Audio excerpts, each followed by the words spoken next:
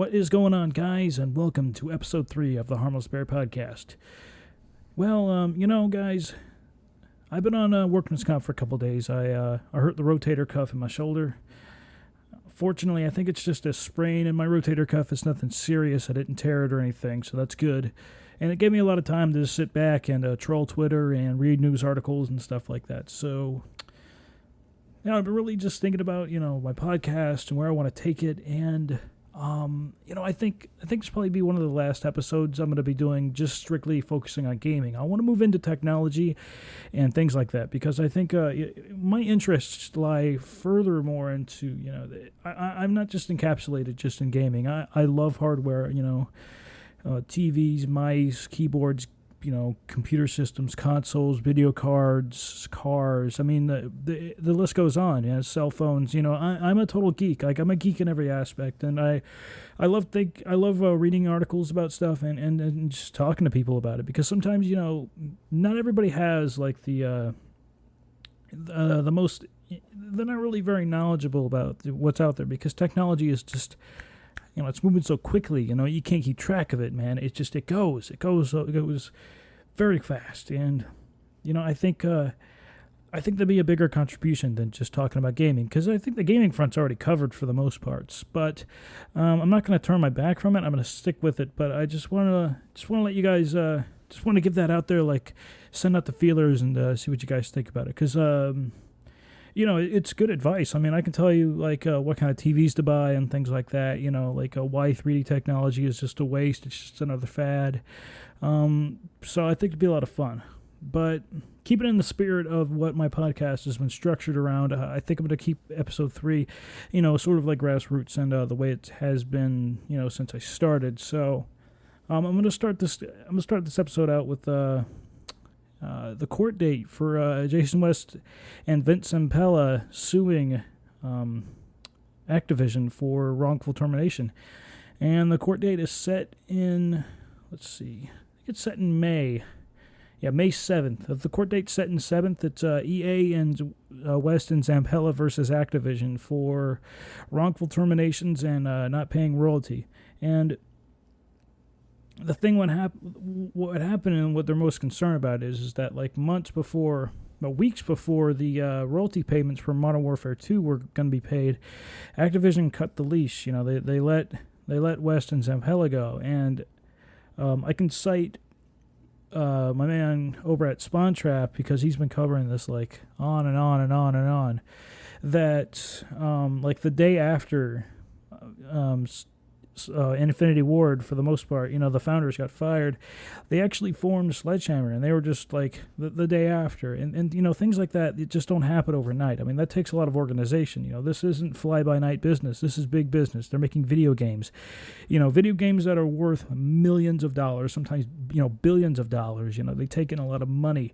You can't just come out and conjure up a development crew just like in the snap of the fingers. It doesn't work that way, So this was there's some dirty deeds going on, and I think after May 7th, if they don't settle or anything, hopefully we'll get some juicy news out there. We'll actually hear something, and actually figure out what the hell is going on, other than what we're reading in the news, because this. I don't really care what the news says. There's some kind of weird subplot going on here, and I've been wanting to know because, West and Zampella, they took something that John Carmack made from id Software, and they revolutionized once again the first-person shooter genre. With Call of Duty 4, and while it has been sort of just beaten like a dead horse and just kind of diluted and made the franchise a little more arcadey, in essence, it also has brought a lot of people to it, and it's made it a lot bigger. Made it more accessible, especially on the console, because right now. You can play FPS games on console. Back in the day, like 10 years ago, that was unheard of. You didn't play first-person shooters on console. The closest you got was with GoldenEye and the Nintendo 64, but even still, that was sort of just casual. It was like, whatever. I mean, where's your multiplayer? What, split screen? Are you kidding me? That's not multiplayer. That's just, that's just a party game. Don't put that in my face. I don't want to see that. So, I have a tremendous amount of respect for these guys, and they are with Respawn Entertainment right now, and good news is with that as well is that they own their intellectual property. So any games they do develop, they will own. So maybe EA won't give them any creative differences or anything like that, because right now they're really not their baby. Like DICE is that's their sacred, entity within the company. So they're probably going to give Respawn like free reign to do whatever they want for at least their first title, I should say. After that, once the stockholders and investors and everything start sinking their teeth into it, we might see a little more, a few more compromises. But since they do actually own the property, maybe they'll be given free reign all the way through. And expect good things from Respawn Entertainment, man. Those guys, there's some talent behind these guys, man. I mean, you might say Modern Warfare 2 sucks, but you got to remember that the shareholders is what controls the content over at Activision. Don't get upset with developers, And leave 402 alone, man. He's just doing his job. He's a nice guy. He can only do what they tell him to do. I'll tell you right now, if you're going to look at him just look at him from a professional standpoint, okay? His job is to make you want to buy this game. Knowing that, just don't listen to anything he says. You'll be fine. Leave the guy alone. It's like, sorry, I'm just tired of people bashing that dude like he actually developed the game or something, like he's responsible. It just doesn't make any sense.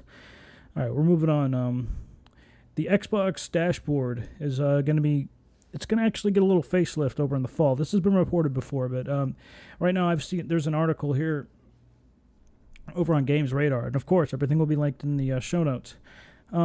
What you get with the new dashboard is there's a new design. Instead of having like the channel menu, everything will be like side to side, sort of like a cell phone, like an iPhone or a Windows phone, or kind of like an Android phone. I mean, you won't have like a bunch of like things. It's obviously not a bunch of links or shortcuts that are textile, but everything swipes side to side, so it's a little more organized and clean that way. The performance has apparently been enhanced. It runs a little smoother, a little cleaner. That should be expected with a dashboard update. They're also adding Facebook and Twitter, and probably coming soon will also be Skype, but I don't know if that's going to be out yet because they just acquired the company, so that seems like it's going to, that seems like it's got a few years to go, or at least a year. But I'm very excited to see, some kind of Skype integration, because I think that'll really save, the party system right now, because while the voice chat is pretty good, it's not crystal clear and perfect. There are times when I'm playing, and I actually plug my headset into my preamp, my mixer, just so I can crank up the voice chat, and it's not very easy, let me tell you. But whatever, it got it to work. There'll also be something called achievement sharing, which is a little bit of a social media feature. I'm not really interested in that. Like I said, this will be in the description, guys, if you want to read about it. I'm just covering the important parts. And there's also a search with voice feature, probably, another selling point to the Kinect, which this company thinks that's like their gospel. It's like, oh, we got the Kinect now. We don't have to update we don't have to make a new console. The Kinect, yeah. Because obviously everybody plays with the Kinect, right? That's what we do. Like, that's because they hate. No, it's not what's going on, guys. You need to grow. You need to listen to the gamers out there, the real gamers out there. I'm sorry, but these little cheap little Kinect titles, they might be in-house or first party, but at the end of the day, you're getting $29 from that. What's retail getting out of that? What are you making out of those? $5, $6, not even $5 a game? I'm pretty sure you make more money off of a copy of Black Ops than you do Connectables. So let's steer back to what makes you more money and who got you here in the first place, and stop pushing the Kinect, because it's just getting ridiculous. That's all I gotta say about that. Man, I'm aggressive. I've been at home all day and I'm cranky. Sorry. My shoulder's killing me, and these painkillers are, they're just not doing the job anymore. And the shot they gave me wore off, so it's not a good day. But I'm not going to take it on you guys. I'm just, I wanted to use this passion, this fire, to get this podcast out, get it out up and running. I got a little news story over here on GamingEverything.com. PS3 hardware sales in August they're moving up a little bit. July, PS3 sold 148,000 consoles, and I'm not exactly sure if that's with the price update or the price drop, because right now a standard PS3 costs $249. You can also look out for like a Resistance 3 or Infamous 2 editions, where you get like I think the 320. You get like the highest size hard drive and everything, and the game bundled for a pretty good price. So keep an eye on those if you're still looking for a PS3. Also, I heard Fisticuffs is selling his pretty soon, so keep your eye on Twitter and follow him if you want to own Fisticuffs' very own PS3. That'll be really interesting. All right, we're moving on to Max Payne 3. Development cost of $105 million, estimates the analyst. And this comes from a figure that they worked it out around $100,000 a year per developer and that makes it around a $20 million annual total. Now, $20 million annual total, $105 million, that's about 5 years and 4 months, something like that. 5 years. So, and we all know Max Payne is a really good game. If you guys have never played Max Payne, it's sort of like a third-person kind of story, narrative-driven shooter. It's really fun. I played the original one a very long time ago. I never got into 2, but it's just an amazing game. And really all they need to break even is 4 million titles. 4 million copies, and that does seem like a lot. But this game is also going cross-platform. It's going on PC, PS3, and Xbox 360. So expect to see it out. Let's see. We're looking at a March 2012 release date for Max Payne 3. If you guys are interested, I'll do some more. I'll spend some more time on Max Payne. If I'll probably tweet out some news articles and reviews of the previous versions. But 5 year development, 5 years development, and it's with Rockstar. So we all know Rockstar puts out quality titles, so it should be a good buy, guys. You should look out for that. Over on Kotaku.com, Global Offensive, Counter-Strike GO will not be Counter-Strike 2. This is not a sequel. And what they're really saying is that Counter-Strike 2 sequel will be much more different. It'll take away from the essence of Counter-Strike. This game is sort of an amalgamation of version 1.6 and Source, because they're trying to capture the essence of both sides. They want the hardcore sort of aspect of 1.6, but the polished look and new features of Source. Sort of like, I think, Pro Mod. I've never actually played Pro Mod on Source, but I think that's where they're going for. They're going for a more refined version of just that. And what I have seen looks really good. I mean, the map changes. Maybe there's a hitbox update. Please hope to God there's a hitbox update. And also cross-platform, This game does have a promising future, and it's not going to be very much money. I think it's going to be like $15. So it should be a good purchase. I mean, you console guys out there that never played Counter-Strike, this is your chance.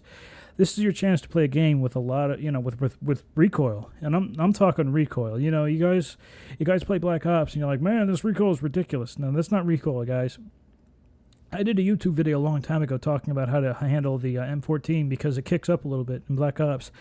And I was relating it to how you would normally aim in Counter-Strike. And my strategy in Counter-Strike for aiming was I would aim at the belt buckle with the AK-47, and I would shoot a 3-shot burst and then reset. And usually 2 of those would get me a headshot or at least a drop. But the only thing is when I tell you, when you do that, this happens within a couple seconds, very quickly. I mean, that game. If any of you guys out there have a PC that can play Counter-Strike at least 1.6, you should really pick it up and play it, give it a shot, and try to get good at it. Because I'm telling you right now, a good Counter-Strike player can play any FPS, and especially a Quake player. Quake or Counter-Strike, those games really teach you reflexes. They teach you, quick shot or the target acquisition, because you don't have very much time. While it may be true in Call of Duty, you don't have very much time. You have half as much time to get a kill in Counter-Strike, and the lessons you'll learn in Counter-Strike are sacred. That and Quake. Quake will teach you map control and twitchiness, and the ability to run and gun a little bit better. You guys that are just jumping on PC right now, stop playing Battlefield, stop playing all these these new polished games. Take a step back and play some Counter-Strike, some Source or some Quake Live. That will help you. That will help you adjust your mouse and your keyboard. That'll make it more comfortable for you. You're going to get your ass kicked a lot, and there's nothing wrong with that because you're learning. And these guys are going to be they're either going to be very arrogant, or you can meet a few people, sort of like me, that will actually want to sit back and teach you, because we're glad that more people are coming over and they want to learn, to play these games. obviously, there are also the elitists that are going to call you a console noob and pick your controller back up. But don't listen to those douchebags. Those guys are pathetic. I mean, that's like the half an hour these guys actually play per week. Instead of sitting on forums, polishing their forum signatures and how great their rig looks on a forum. So don't listen to those assholes, man. They're nothing. They don't represent the rest of the PC community. I guarantee you that. Those people. I'm a PC gamer. I've been PC gaming for many, many years. I play on everything, of course, but my favorite platform is the PC, and I'll tell you right now, as a representative of PC gaming, those guys are douchebags, and I fucking hate them. They can go die in a fire. Oh my God, we're looking on time. Wow, 15 minutes. This is an action-packed episode. I'm just flying off the hip, man. I love this. Whew, this is fun. All right, over at genericgrasslands.com, there's a little talk here, a little write-up about 5 reasons to choose PC over consoles. I'm just going to leave this one in the description. I'm going to actually give you my opinions of why you should pick PCs over consoles, but I like the article because it's a good topic. It's something good to talk about. And my reasons to pick PC over console is, for one thing, you have like Steam. Steam eliminates the trip to GameStop. You want a new game, you can get it on Steam. And that doesn't mean just, I got Xbox Live Arcade, bro. I got PlayStation Store. Well, yeah, okay, those are novelty titles, and you're going to pay full price for a brand new game like Halo Reach. On Steam, you pay competitive prices for, brand new games, that are tied to your account. So if you format your computer or whatever, all you got to do is log back into Steam, and it'll download everything for you. It maintains everything. It keeps everything, there for you, everything. And there's also a ton of deals on Steam. Every day there's stuff going on sale. I got Borderlands for like $5. It's crazy. No, I got it for like $8 or something like that. I got it really cheap though. And there's always PC deals out there, on everything, hardware, software, mice, keyboard, monitors, you name it, and maybe that's what I'll also do. You guys, I'm telling you guys, you should follow me on Twitter, because I'll also be posting, deals on keyboards and mice and stuff like that. And then my new show format, I want to do something like Deal of the Week or whatever, or maybe just do a write-up on my blog site or something. I don't really know yet, but deals are out there, guys, on Newegg, on Woot.com. You go to deals.woot.com, and there's just tons of good stuff on there, so that's really something to look forward to. And the controls on PC are, they're whatever you want it to be. You can plug a controller in there, no problem. You can configure your keyboard to do whatever you want. You can make the spacebar go forward, the Windows key go back, the X key go left, and the Z key go right. It may not work, but you can do it. You have that freedom. Like, you can't do any kind of key bindings in console. There are only a very few games that allow you to do that give you that actual freedom, And plus, there are drawbacks, of course, playing on PC. The problems I don't like, and the reason why I did switch to console for a long time, is because I don't like, leaning over a computer desk, being slave to this desk area. That's one of the biggest drawbacks. You have to sit at a surface. You can't just plug your computer into a TV and put a lap desk in front of you. It doesn't feel right. It just doesn't work. At least in my opinion. Maybe for you guys it does, but for me it does not. And other problems are just, the maintenance on a PC, constantly updating your drivers, stamping out bugs. Maybe you went to a couple porn sites and you got some spyware. Well, that's great. Now your PC's all screwed up and you can't game at the same time. It's a big drawback. And I warn all these guys, before you get into PC, just realize it's not the rosy world, these guys are trying to paint you. There's more to it than just that, And you're playing against guys that have a 10 to 15 year head start on you, playing the games you've just discovered maybe a couple of years ago. You're going to get your ass handed to you for at least 2 or 3 years before you start coming on top like you used to.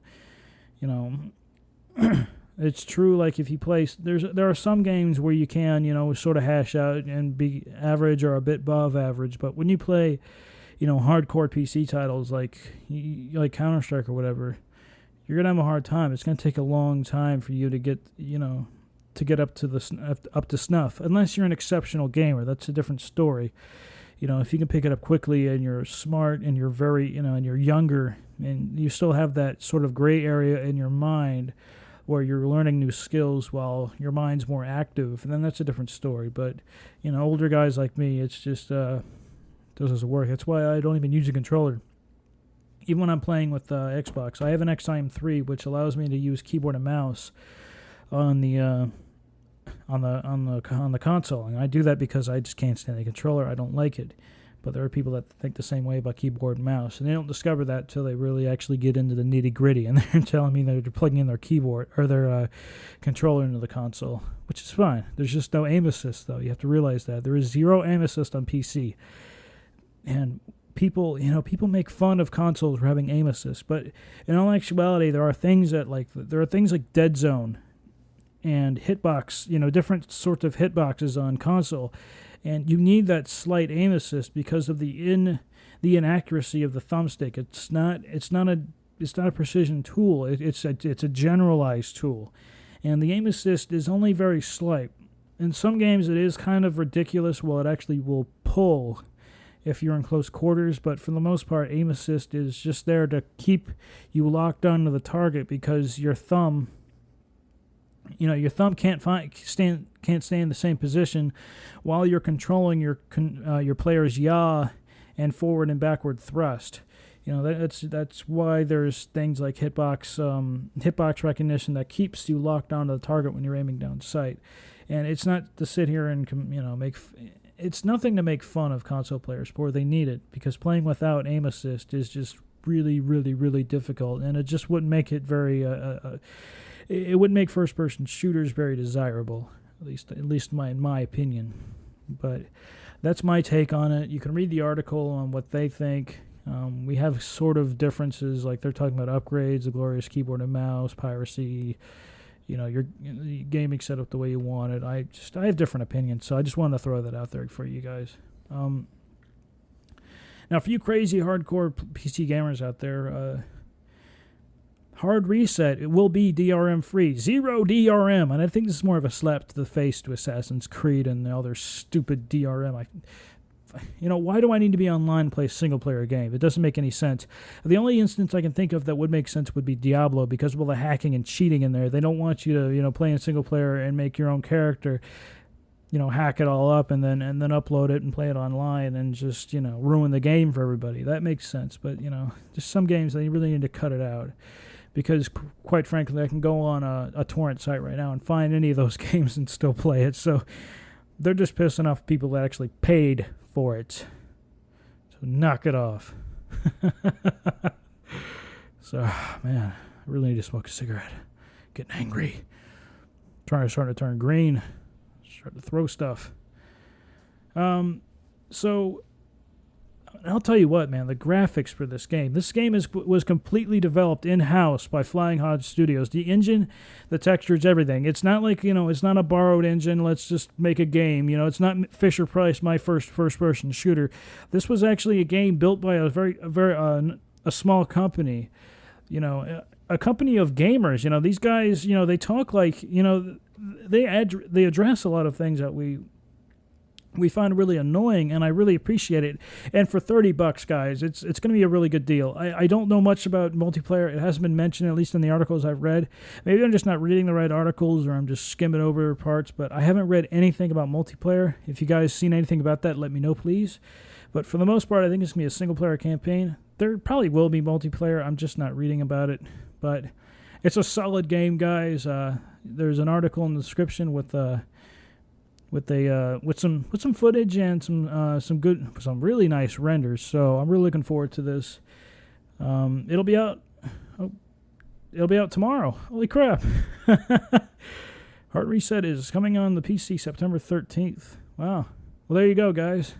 It's already out, so it's out by the time you're hearing this. So maybe I'll play it and see what it's like. That should be a solid title, though.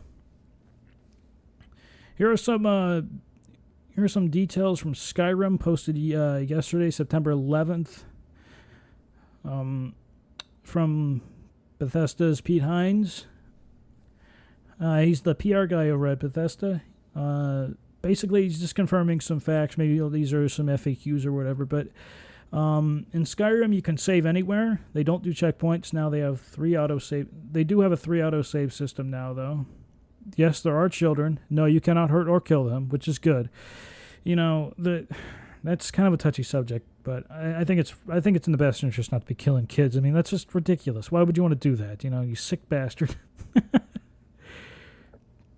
Autosaves alternate between 3 slots. You save time interval 10, 15, etc. 5, 10, 15, etc. as well if it saves on sleep, weight, etc. There will be not a hardcore mode. Finishing moves to happen randomly. They aren't under the player control, whether you see them or which ones you see. There is a lot of music. There is hours of music. Thank God.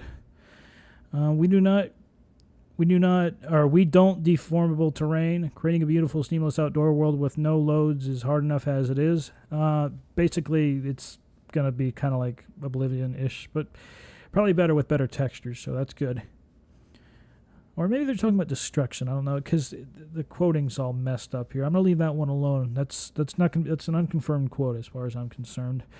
On crafting enchanted armor and weapons, you can buy them or create them yourself. Do it yourself is certainly cheaper. May or not be better than what you found. You can put weapons or magic in either hand. You can only equip shields and torches in your left hand. Bows count as well. Only left hand for bows. Yes, settings determine how hard enemies are. Difficulty adjusts some based on your level, and it's more of a range. Subtitles for everything in the game, as with all our previous games. And yes, there will be button mapping.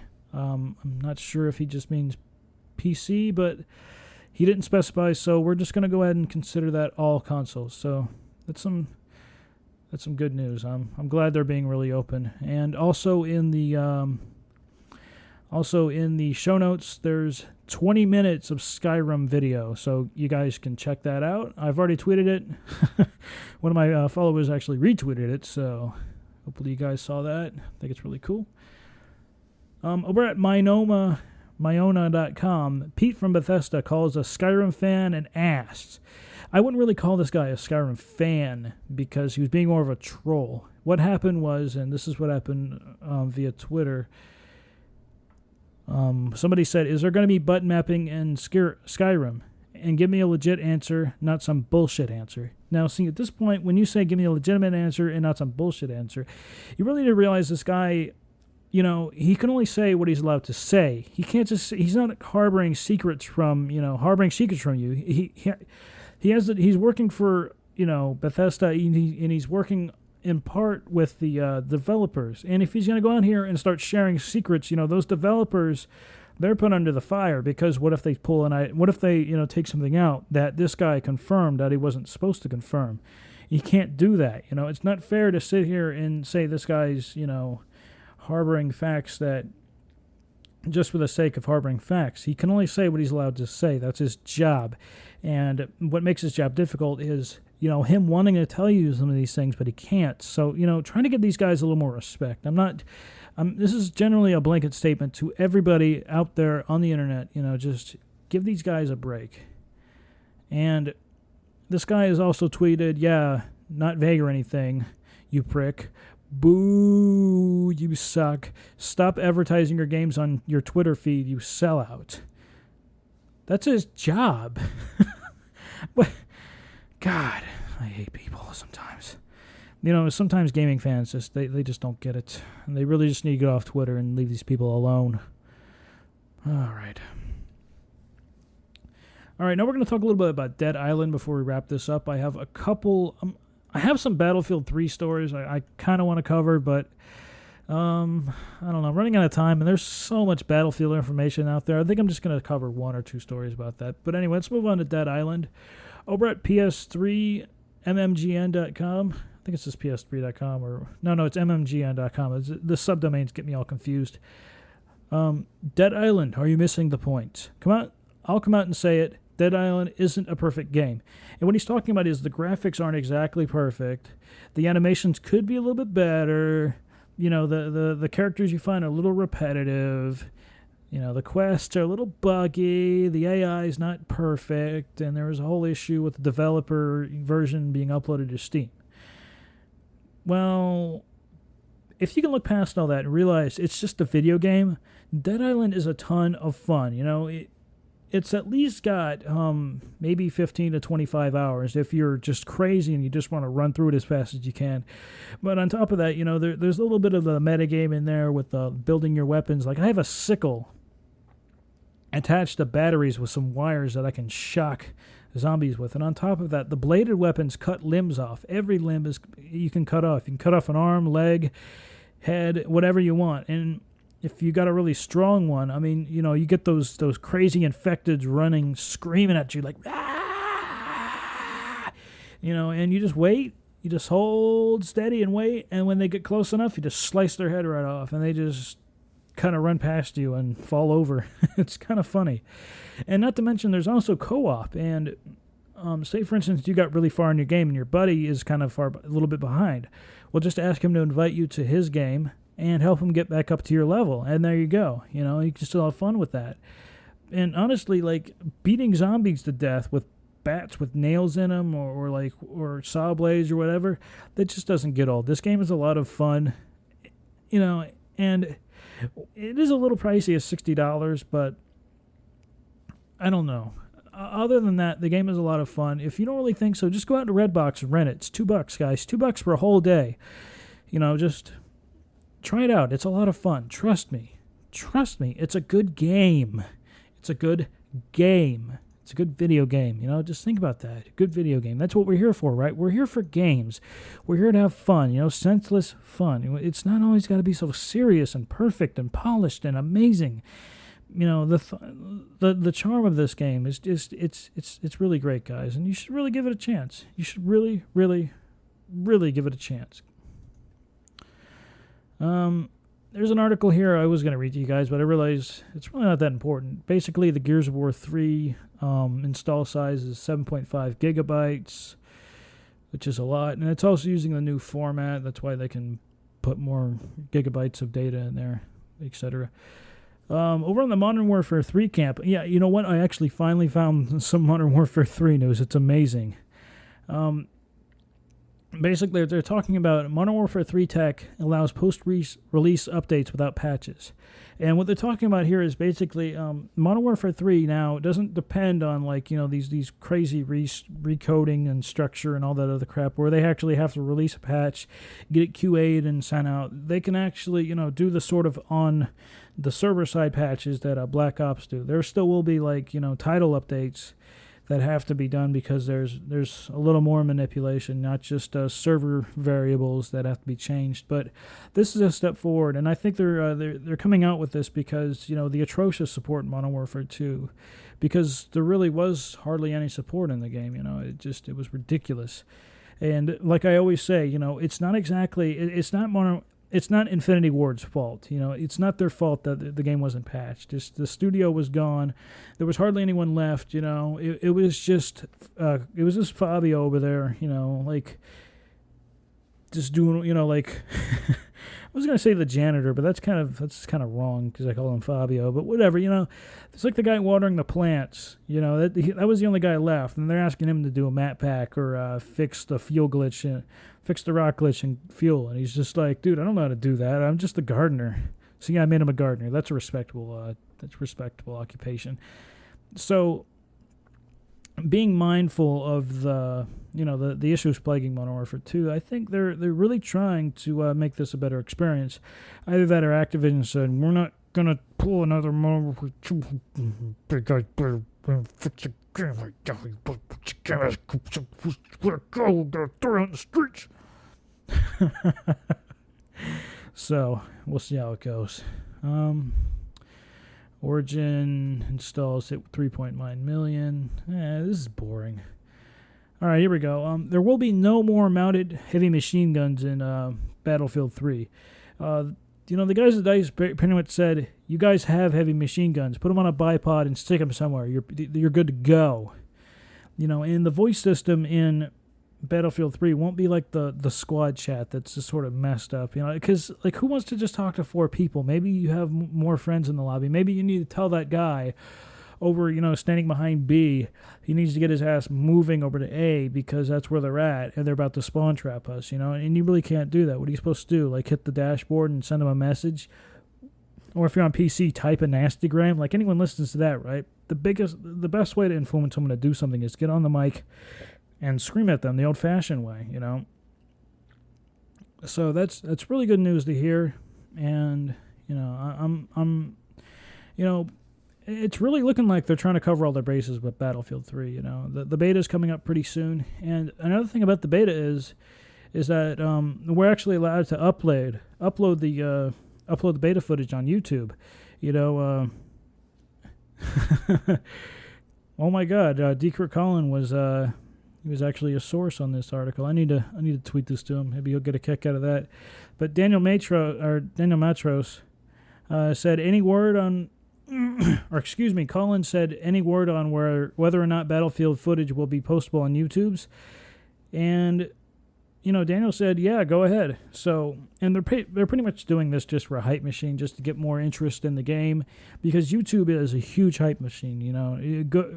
Pass or fail, good or bad. This, YouTube it'll sell some copies if the game is at least up, a good, respectable product. And I think this beta will really help out the skeptical buyers of Battlefield 3, because they don't really know what they're expecting.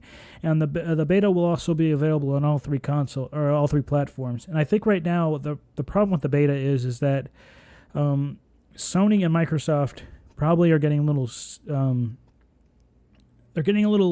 sort of unresponsive about the beta, because they don't want to release, a game, even a beta, that will crash their system, not even once. They don't want anyone crashing, and betas are prone to crashing. So it's almost like they have to make a released product, but a beta, but it's like good enough to be a release. So it's holding it back, it's holding the release back, and that's why we're waiting a little bit. At least that's my theory. I'm not really too sure, but I think that's what's holding things up. So hopefully the beta will be out soon.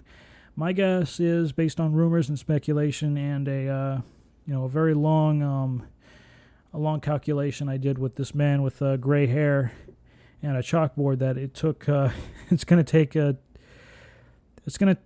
take us till the 18th to get this beta out. September 18th. That's my prediction. So hopefully Hans was right, or else I'm gonna find him and I don't know, kick him in the balls or something. One last thing on Battlefield 3 is that the potential for day and night cycles in multiplayer. They have the potential to do it. Whether or not they are going to do it, reportedly, is for us to wait and see if it actually happens. So they're telling us right now they can do it, but if they're going to do it, well, I don't know. All signs point to yes, or maybe they'll hold it back and release DLC maps that do it. That way, that's kind of a marketing thing, though. But I think that'll be how they actually execute that the feature in the game. Let's see, how much time do I have? Oh my God, 38 minutes. Wow. God, I'm not doing too bad, man. I just flew through these articles, huh? Well, that's it for my articles, man. So, you know what? Let's just go ahead and let's go and do a deal of the week. Let's see. This probably might be a deal of the day. I don't know how this is going to be, how long this is going to be up, but yeah, we're playing this. We're doing this YouTube thing a cappella now. G500. I saw it on sale. I saw a Logitech G500 on sale on Newegg.com for you. It's $45 with free shipping. Now, for you hopeful PC gamers out there, G500 was a really good mouse. It's a 5700 DPI. It's a right-hand oriented flat grip mouse. It allows you to use all of your hand versus claw grip, which basically means you basically cup your hand over it, but in a way that your fingers arch forward. And a mouse that would use that sort of grip would be the G9, which is a little more pricey. But this is my recommendation for mice, G500 or GX9. And You guys out there that are wanting to pick up a PC or whatever, the best thing to do when picking out mice and keyboard and whatnot, just don't go by the numbers. A really nice Logitech keyboard will cost you about $150, but I'll tell you right now, that $9 Walmart keyboard from Logitech, that'll do you just fine. So, you don't always need the best of the best. You just need what works for you.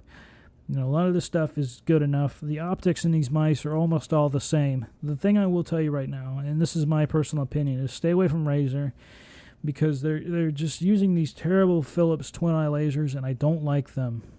They're just they're awful. Oh, there's one more thing I want to talk to you guys about, and I almost forgot. It's so new I don't even. There we go. All right. The new Bulldozer, AMD's 8-core processor is they're starting to ship the server version now. Actually, the server versions aren't 8-core. These suckers are 16 cores, 16 logical processors on these bad boys.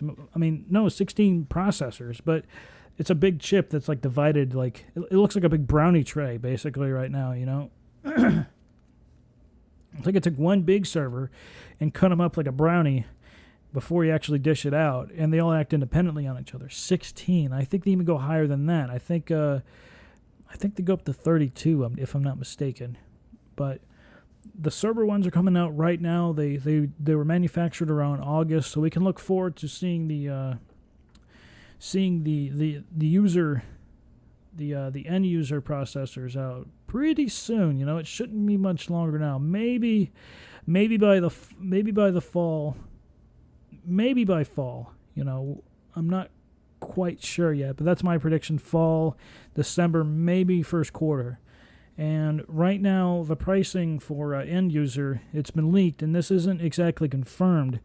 The end user pricing for the FX6100, FX6100.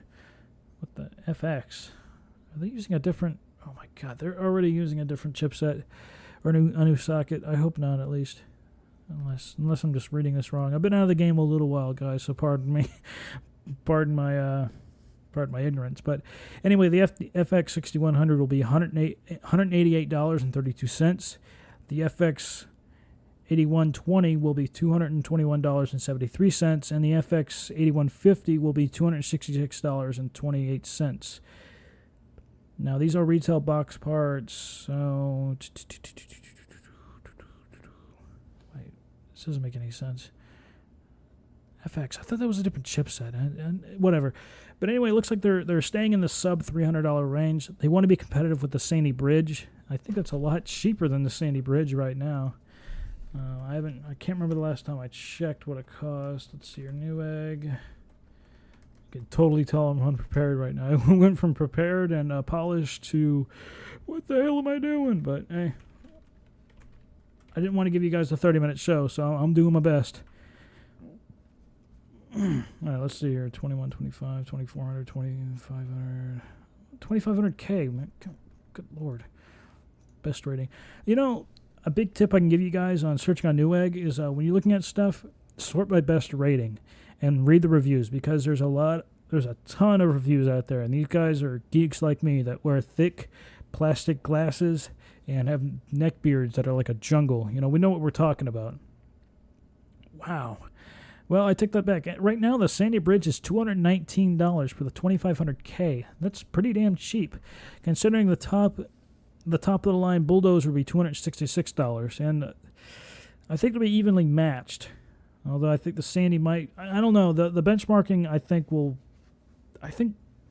don't know. Maybe the extra 4 cores will pull the Bulldozer head, and I say that because Sandy has much better architecture and the hyper threading and all that other crap, And the thing about processors is it's not about the cores, it's not about the megahertz, it's about the architecture,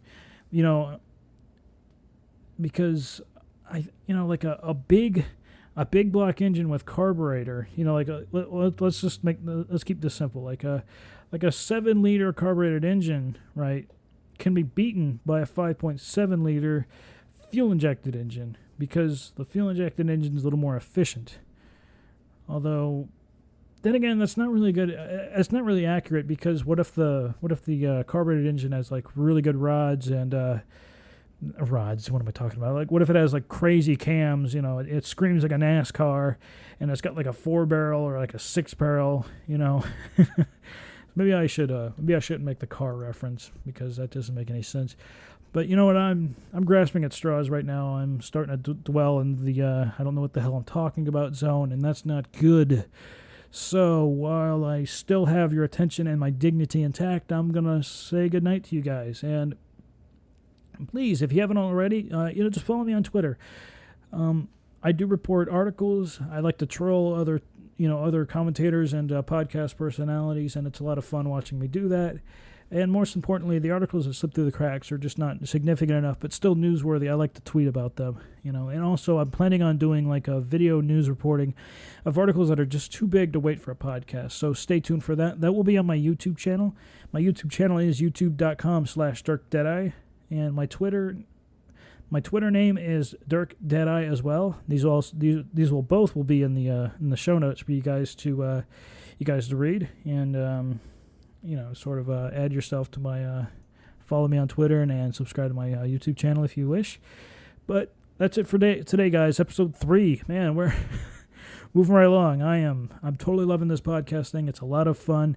I hope you guys are enjoying it too. If there's any feedback or suggestions or comments or concerns, just let me know, and I'll be more than happy to reply and take those into consideration. But as always, guys, have a good evening, have a good day, have a good morning, whatever it is, and most importantly, happy gaming. See y'all later. Peace.